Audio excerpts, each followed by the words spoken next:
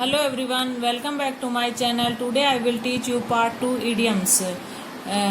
अगर आप मेरे चैनल पर नए आए हो तो मेरी वीडियो को लाइक सब्सक्राइब बेल आइकन का बटन दबाना ना भूलें। मेरी वीडियो स्टार्टिंग से लेकर लास्ट तक देखें ताकि सभी इडियम्स आपको अच्छे से समझ में आए। तो देखो वो 14 नंबर का इडियम्स है।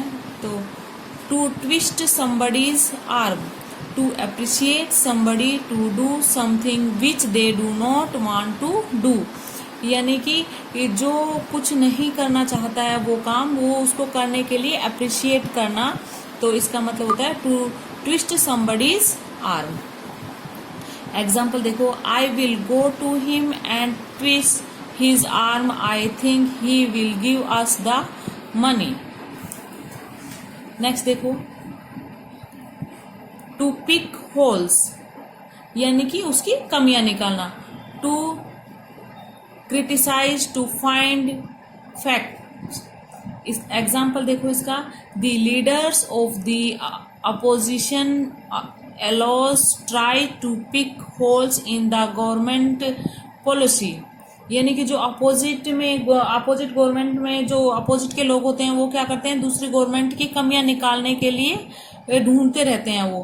तो वो ही है टू पिक होल्स, यानी कि एक दूसरे की कमियां निकालना।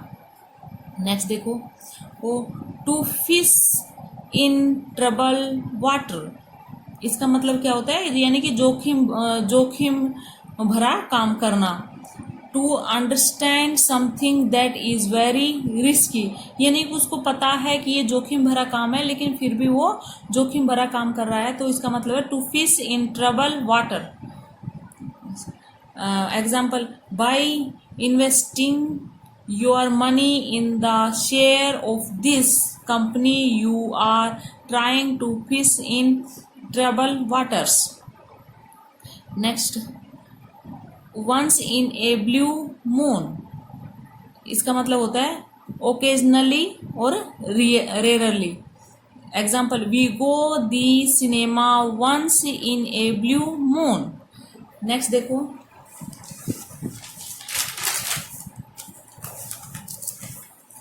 नेक्स्ट है at the drop of a hat, इसका मतलब होता है इंस्टेंटली, यानी कि तुरंत। She is a trained singer, she can sing any song at the drop of hat.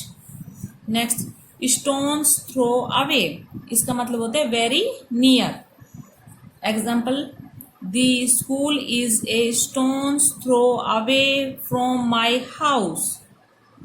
Next, to work against the clock, to work in a hurry, यानी कि जल्दी से काम करना, समय से भी तेजी से काम करना। इसका एग्जाम्पल क्या है, we work against the clock to complete the project in time.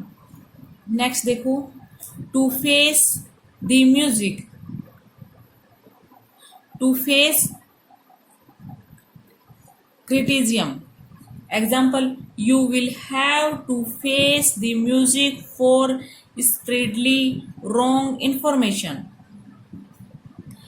यानी कि तुम कुछ भी रॉन्ग इन्फॉर्मेशन किसी के बारे में फैला देते हो तो उसके बारे में तुम क्या इडियम्स यूज करोगे, to face the music. Next, to bring someone to book, तो इसका मतलब होता है to accuse somebody of doing something wrong and get them punished. इसका example, this government is determined to bring criminal to book. Next देखिए, to cook the book, इसका मतलब होता है to change finally, record in order to steal money. To cook the book, to change financially, record in order to steal money. Example, the money, the manner and the manager and the accountant of the were arrested for cooking of the book. यानी कि जो manager और accountants होते हैं ना, वो ही book जो हमारी अकाउंट्स की बुक वगैरह होती है उसको छेड़छाड़ कर सकते हैं, तो उसी के बारे में ये इडियम्स है, to cook the books. Next देखो, बोन ऑफ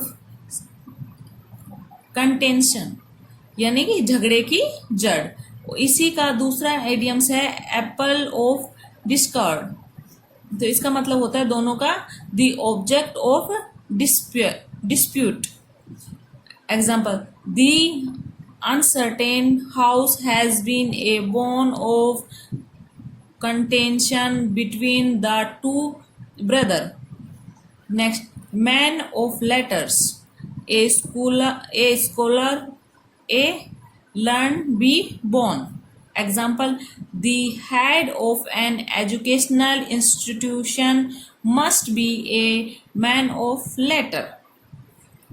नेक्स्ट देखो, मैन ऑफ वर्ड यानी कि विश्वास, जी किसी के ऊपर विश्वास किया जाता है, जाते हो तुम, यानी कि किसी के ऊपर विश्वास करते हो तो उसके लिए इडियम्स है man of word, a reliable person. Example, you can always trust him, he is a man of his word. Next, man of few words, जो भी कोई व्यक्ति हो वो कम बोलता हो, उसके लिए ये इडियम्स यूज होगा, a person who speak very little. Example, you will not get to hear much from, he is a man of few words. Thank you.